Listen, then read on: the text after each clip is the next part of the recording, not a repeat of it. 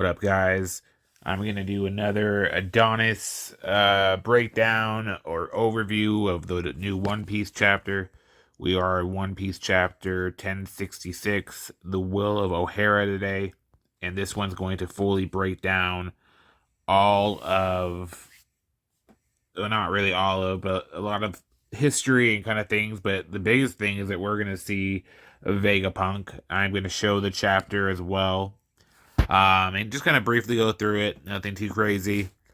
So it starts off, explaining how they basically are in, they think they're in this laboratory of the future, but Dr. Vegapunk saying it's really the laboratory of the past, and it's nothing compared to, what history was like before, and the basically the whole void century had an amazing, technology that was far surpassing this, and it basically got wiped out by 20 countries that banded together and fucking just wiped it off the face of the earth and hit every existence of it.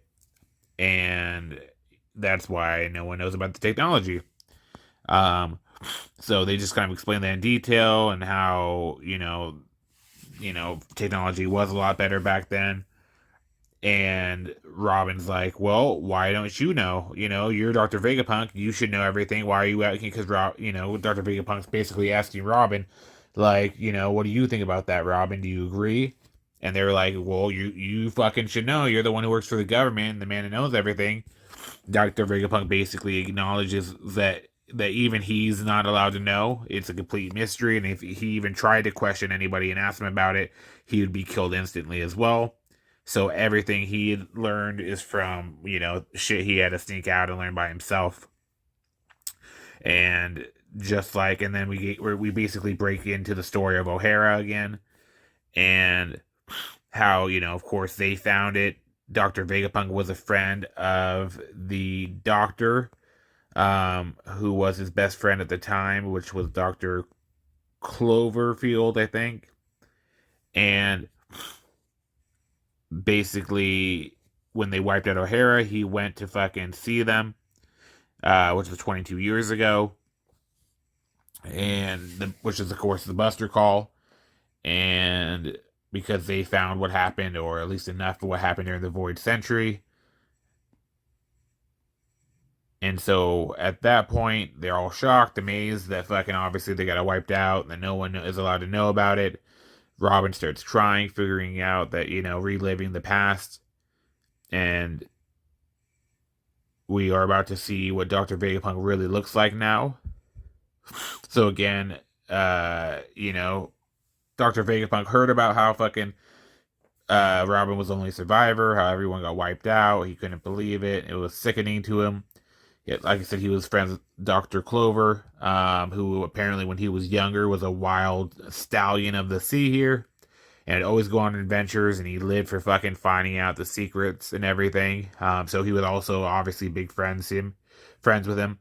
Now, if you see here in the bottom corner right here, with the tree, this is our first pic of Dr. Vegapunk. As you can see, he has a crazy, weird, obligated head that almost looks like a fucking chainsaw, like cut through the tree, but it's just showing the world tree or whatever it's called, the tree of knowledge being ripped in half, and just his frame standing there. But that is his head. That is him there standing there. He does look fucking weird. It is One Piece. So basically, he explains that he showed up. He fucking after the Buster Call happened to fucking pay his respects to Dr. Clover, who was a friend of his, and he found out that they had dumped all their books into like a lake of some sort, to make sure to preserve all their knowledge. So basically Robin and their books are the only things that got saved. And here's Robin crying, reliving her past, reliving the giant who saved her, get out of here. And then basically we go here,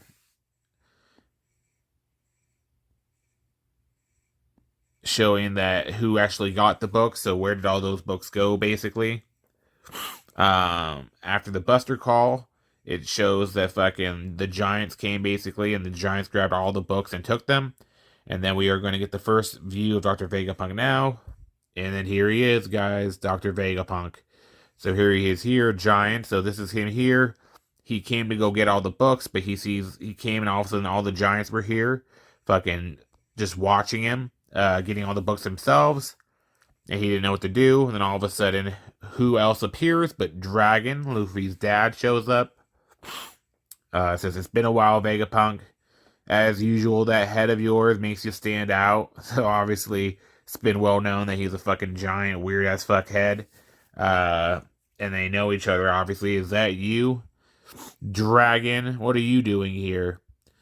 And so basically, this is kind of showing that this is the catalyst here that kind of started Dragon's resistance against the world government. This is what the straw that broke the camel's back.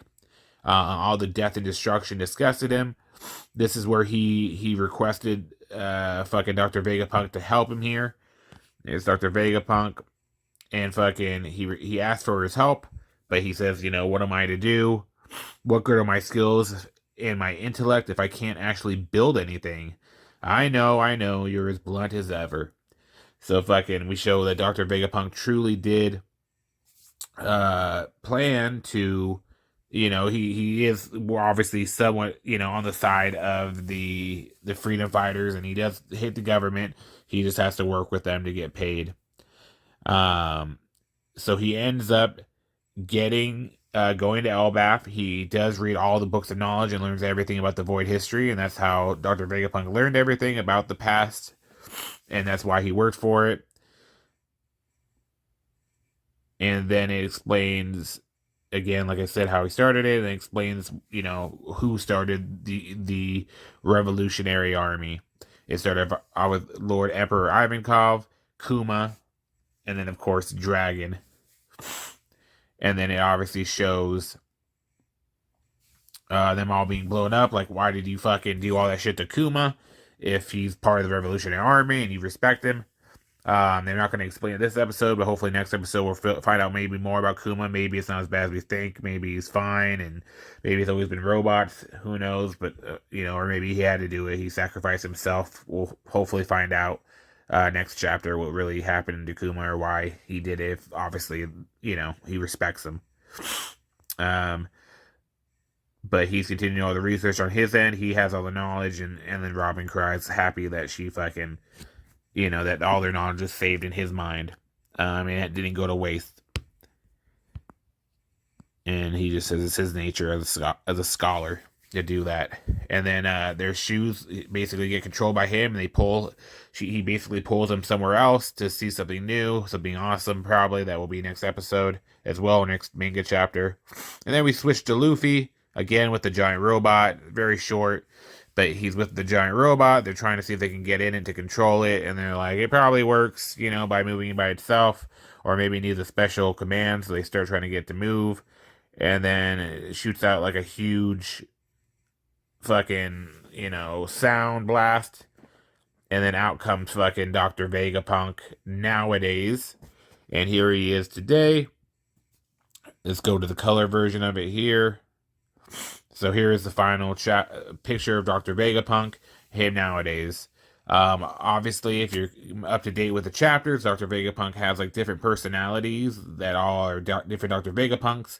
So he must have fucking split up his giant fucking head, and all different personalities that he didn't need into fucking different robots, so he can fucking make his head not so fucking crazy as fuck looking.